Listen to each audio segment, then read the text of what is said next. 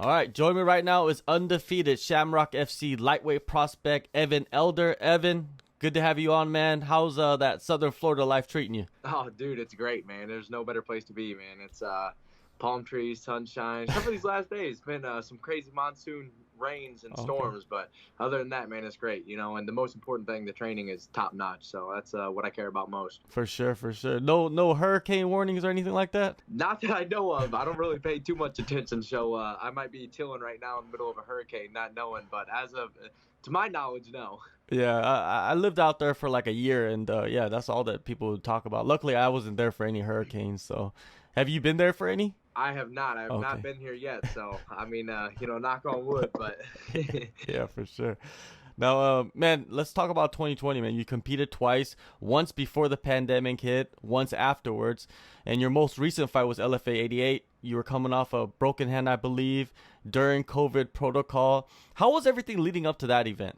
Everything was great. I got there was a couple things out of the norm. Usually, I don't do anything but train usually all year round, and I had a wonderful opportunity to go with Mike Chandler to his Bellator fight when he fought Benson Henderson up in Connecticut at the Mohegan Sun, and it was an amazing experience. But we were quarantined in a hotel room separately for like a whole week, and that was like 3 weeks out from the fight. So I came back after being quarantined in a hotel room for a week, with just 2 weeks left to get ready for the fight, and didn't get to train quite the way I'd expected to, being quarantined in the hotel room. But with that being said, I came back and went to crunch time and put in the work that I needed to do in order to get ready for the fight. But ended up kind of being a little bit heavier and cutting a little bit more weight than I wanted to, because I kind of threw it off with that week of being gone.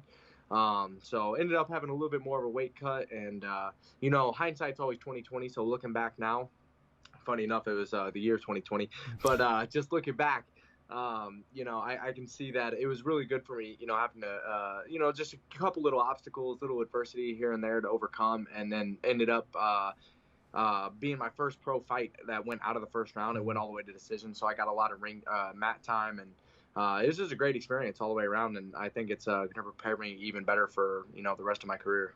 Yeah, that's the one thing that stuck out. It was your first time out of the first round to the judges. Any nervousness when you're going to the cards, man? Because you never know what people are watching. Yeah, I never like to leave it up to the judges. I try not to do it very much. So there's always a little bit of nervousness, just because I've seen plenty of terrible calls. I thought pretty well that I had the fight, but like you said, you never know what some judges are watching, and it's also kind of hard to separate yourself while you're in there.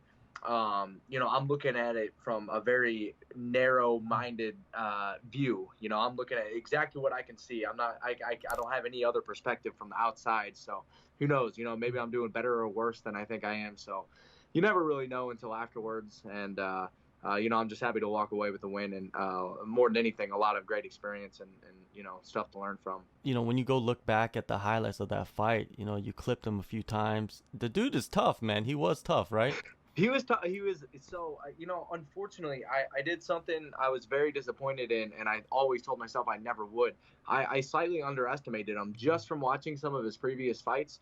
I thought that I was going to be able to hurt him to the body and put him down, and I just thought that he wasn't going to be able to eat some of the shots I was going to throw at him, and he did, man. I got a lot of respect for Keegan Genrich is who I fought. And he was very, very tough, very game opponent. And, I really think actually that he will be I think that he'll be a big problem in the 155-pound weight class, because he's kind of unorthodox, very technical. I could tell in the small ground exchange that we had that he had a lot of good, jiu-jitsu technique, and he was very strong, especially for how lanky he is, So he's definitely got a lot of good potential, and I'm glad I got to fight him at that time. Yeah, definitely. He's a guy that's coming up just like you, man. He's still got a future ahead of him. Now, after the fight, how were you health-wise? Oh, great. Yeah, nothing. That was probably the other best thing about that fight, is the great experience, and then walking away with no serious injuries. Truthfully, my knuckles were really swollen from some of the shots I was hitting him with. Both of my hands were really swollen.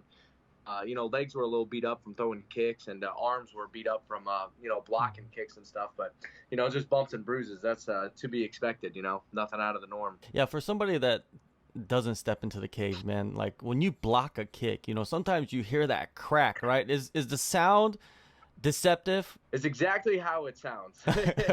No, it's even if you block it, I mean, you're catching nothing but shin bone, and depending on who's throwing it, how well they throw it, it's gonna hurt more or less. But go slam your arm into the corner of a wall real quick and tell me how good it feels. That's about what it feels like. Yeah, I don't recommend anybody doing that. I don't want anybody hurting themselves. Yeah, I'm just playing. No, don't do that. Yeah, I was always wondering, like, what would hurt more, if you blocked a kick with your arm, or the person, like, say you kick somebody in their elbow and with your foot. The foot sucks. I've definitely been there plenty of times. So I think it just depends. Just similar to like hands. Feet are just so fragile. So many little bitty bones, so easy to be hurt, and it's even worse too because we don't walk on our hands. So if you hurt your hand, you still walk around and be normal. But if you hurt a foot, I mean, it's hard to play that off. Yeah, man, especially it hinders everything that you're doing. Now, you've been on an incredible run, so, and you're undefeated as a professional, but when you go back to your record, your only loss was in your amateur days against a UFC lightweight, Luis Pena, man. Talk about that experience and how that has propelled you to be more successful inside that cage. Truthfully, man, I'm a very, very firm believer that everything happens for a reason, and to be very honest with you, that was probably the best thing that ever happened to me. I had just turned 19 like 6 days before the fight. That was my third, I believe it was my third amateur fight. I was 2-0 at the time. I was his last amateur fight, I believe. I believe he went pro after he fought me. And I got outclassed in that fight, and he exposed a ton of holes I had in my game, and I had a terrible weight cut leading up into it, and just felt terrible. It was kind of like everything went wrong, and it needed to. It was like everything that it exposed all the flaws I had. Right after that, I started working with a nutritionist, also a strength and conditioning coach. I moved to California to get different training.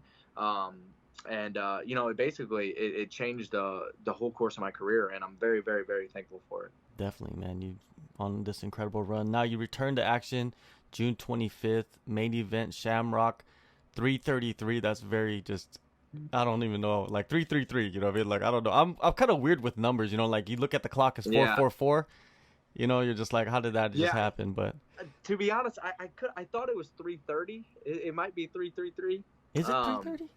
I thought so. I don't know. I could be wrong. It is 3:30. My bad. I'm a knucklehead. I get hit in the head for a living. So my bad. I don't really know. But either way, 3:30. I mean, shoot, that's an incredible number, man. I mean, Shamrock. Regardless, that's a lot of shows to be putting on. And I'm super glad to be headlining it and getting a fight in front of my close to my hometown. And I got a ton of friends and family and supporters coming, and they told me I've been in cahoots with the promoter and owner of Shamrock FC, Jesse Finney, and he's been telling me, he's like, hey, this is our coming back event. We're gonna freaking blow it out of the water. So they're going all out, and they're gonna make it a great time for the fans. And the show is a big part of it, man. I'm so happy to have the fans back, and that was something. I'm glad I got to experience fighting with no fans, just so I could say I did. And maybe you never know, it might have happened at some point, whether it be fighting in on the Ultimate Fighter or whatever, but regardless, I got the fight during the COVID times, and it was a cool experience, but I definitely prefer fighting with the fans. Man, I can't wait to just walk out and just feel that energy and just be back to it, man. For sure. Now you're facing CJay Hunter. He has a lot of experience against high-level guys. What is your breakdown of him and his skill set? He's a dangerous opponent. In my opinion, he's slightly dangerous on the feet, just because, in my opinion, comes out and throws a little bit recklessly. I believe I have definitely a good advantage standing up and I don't believe he has the wrestling to take me down. But he does have really good jiu-jitsu. He has good finishing capabilities from top and bottom. So in my opinion, that's the biggest thing. I think that's the only way he beats me, is me falling into a submission. And but he's, like you said, he's a very experienced, very game opponent. He's fought a lot of tough guys. I mean, high level guys. Several that are in the UFC now. And I'm really excited to fight him. I'm honored to get to step in the cage with him and put on a show. What do you think is the intangible in this fight coming up against a guy like that? I'm not. I don't know. I really feel like I think that I'm just going to be able to keep it on the feet, and I just don't think that he's going to be able to. I think I'm going to have to initiate the grappling exchange, in order for it to go to the ground. And truthfully, I feel confident on the ground as well. We just had a really good day. We don't do much just jiu-jitsu at our gym because everything's MMA oriented. So when we do jiu-jitsu, it's MMA jiu-jitsu with strikes. And just had we have plenty of really high level guys down here for me to be rolling with. And I'm always, learning from the best, training with the best, and I feel very confident. I'm used to quite, swimming in the waters with the sharks. So hopefully the ground shark won't be any different. Yeah. The Sanford MMA is deep and filled deep with sharks. Yeah, absolutely, man. There's, in my opinion, no better place in the world, and truthfully, just the energy, the camaraderie, and just the team, the coaches, the people, the energy, man, it's second to none. Anybody and everybody that goes there, even if you just come in to check it out and watch, and you see the intensity we train with, and then also how friendly and playful we are while we're freaking killing each other. There's just nothing better, man. There's nowhere like it. Just having a room full of super high level driven individuals, all progressing and working towards a similar goal, trying to achieve something great, and it's really amazing, something special to be part of, and I'm honored to be part of it. Who's the core group for you, leading up to this fight? I mean, shoot, dude. I mean, we probably have 50 different guys on the mat each day, so I have a plethora of different training partners. So, I mean, some of the highest level guys, I've been getting beat up by Rafael Fiziev. He's a lightweight in the UFC. Incredible. He's amazing. But Sean Soriano, Gilbert Burns is there. And, I mean, it's just literally the list goes on and on. So, that's just to name a few. And even the guys such as myself, we have a lot of guys that are just up and comers that you might not know their name, but you will shortly, I believe. So there's no easy rounds down here. Yeah, no doubt, man, no doubt. I've talked to all of those guys, and all of those guys are phenomenal, man. And you yourself, man, Shamrock Cage, you are flawless in there. 3 first-round finishes. Do you expect to continue that streak, or do you think that this guy's going to push you a little bit and get you into the later rounds? Truthfully, like I said, I'm really, really thankful for that last fight, it going the distance. And I'm not going in seeking the finish. I believe that he leaves his chin a little too exposed, and I'm just going to go in there and strike and, just take whatever comes to me. And I definitely believe I'm going to get the finish.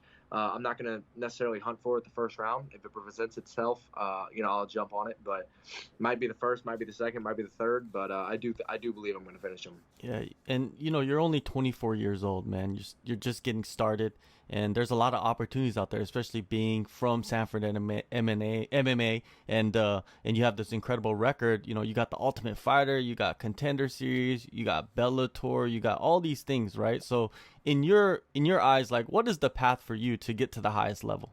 I just the way I've been seeing it in my head, I anticipate, hopefully winning this next fight, of course, and that'll put me at 5-0. And I'm hoping maybe a Contender Series shot or something. But truthfully, I'm just going to continue to listen to the people that I trust and surround myself with. And just, no matter what happens, I'm going to continue to work hard, do my best, and just take the opportunities that are presented. And, I'm going to wait for God's timing is perfect. So I'm just gonna take whatever He presents to me. So no necessarily set path or plan right now, but like I said, I would hope or like maybe a Contender Series shot after this. But if it's not the case, I'm just gonna stay the course and continue doing what I'm doing until we get there.